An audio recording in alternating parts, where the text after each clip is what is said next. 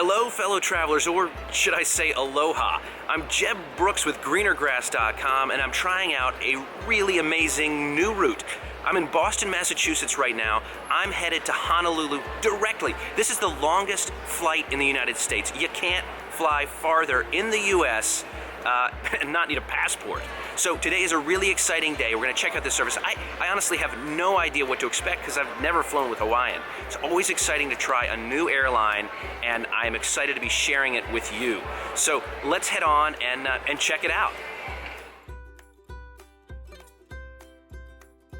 If you like videos like this, I sure hope you'll click the subscribe button and the notification bell so you can be among the first to hear about trip reports like this one.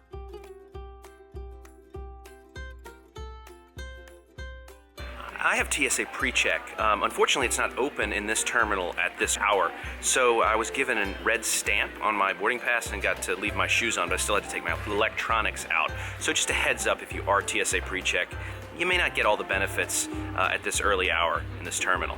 But let's try to check out the club. Hawaiian doesn't offer one, but I've got a priority pass, and it looks like there's a priority pass lounge. So let's see if it's open.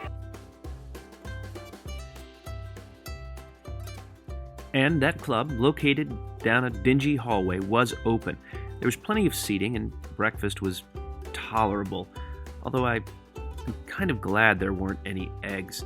But the good news is, there was coffee, so I ordered up a latte, or tried to.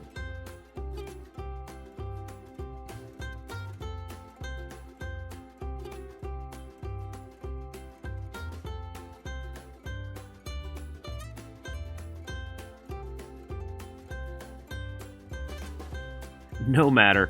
Before too long, it was time to leave the club and head up to the gate.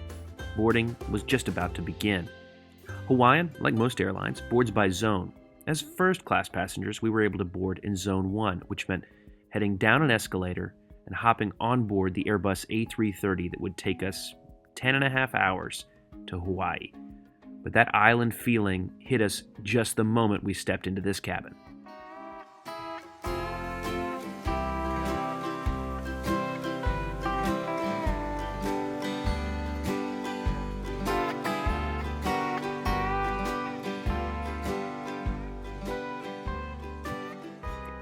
I've never seen a seat designed quite this way, and I have to admit I liked it a lot. Despite sitting in the window, I was able to get out to the aisle without much of an effort and without disturbing my seatmate. The bedding that Hawaiian provided was quite nice, very comfortable, and was easily tucked away here in this cubby so that it wasn't a distraction during the flight. Shortly after boarding, flight attendants came around with a pre-departure beverage, a Mai Tai, of course. Now, this flight required crossing 6 time zones. That's epic, especially when you consider we were in the United States the entire time.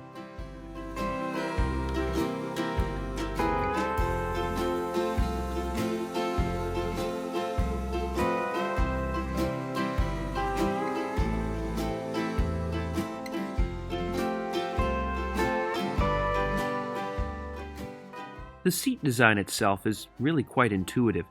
There's storage here to the left of the seat, which provided room for my amenity kit and my noise-canceling headphones. There's also a pretty simple and straightforward adjustment for the seat.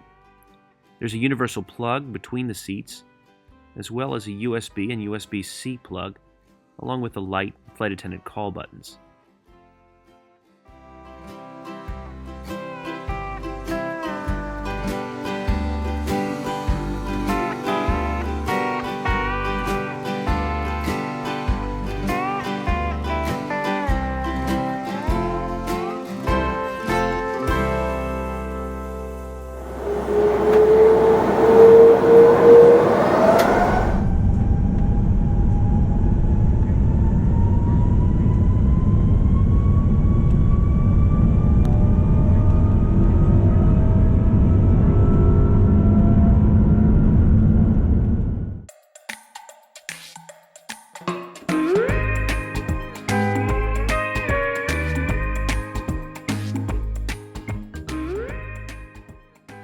face it, I think most people who are going to Hawaii are going as a couple, but if you don't want to see the person next to you, you can raise this screen. Since I was traveling with my girlfriend, though, I lowered it pretty quickly. When I first got on board, I failed to see this little button. When I pressed it, I realized I needed to pull it out, thinking it was the in-flight entertainment, but then I began to be concerned because there was nothing there. Fortunately, I saw iPads that were being distributed.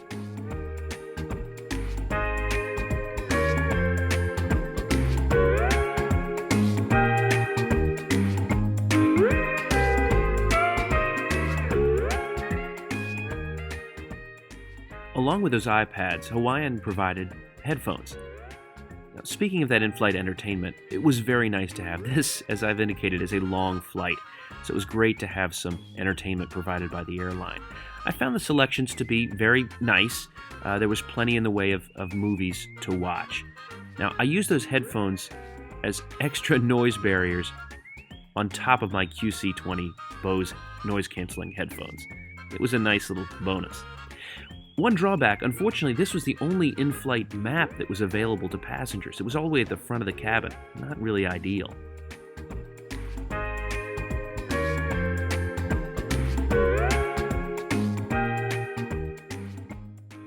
Breakfast on planes is typically pretty bad, but this was hands down the best breakfast I've ever eaten on a plane.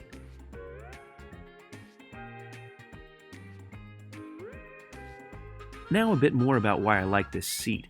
The tray table can be moved out of the way, allowing you to get out of the seat, and then, because of the clever design, you can actually exit into the aisle without disturbing whoever you're sitting next to.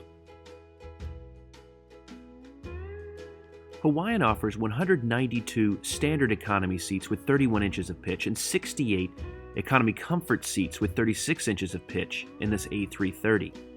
There are 18 flatbed seats in the first class cabin on this aircraft. Passengers are provided with an amenity kit that contains, as you'd expect, all of the amenities you might want on a flight this long, including a pen to fill out the required agricultural form when landing in Hawaii. At this point in the flight, it was time to test out the fully flat bed. At 76 inches, I was quite comfortable with my 5 feet 11 inches of height. The bed was comfortable, and I enjoyed several hours of sleep.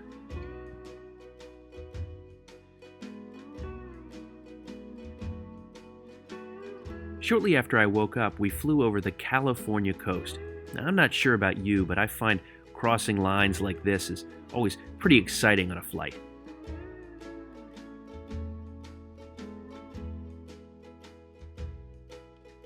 I had zero expectations for the food provided by Hawaiian Airlines. I've got to tell you, it truly was some of the best I've ever had. Now, this was, in my opinion, business class food. It wasn't first class food, but it was spectacular. Truly some of the best I've ever had in the air.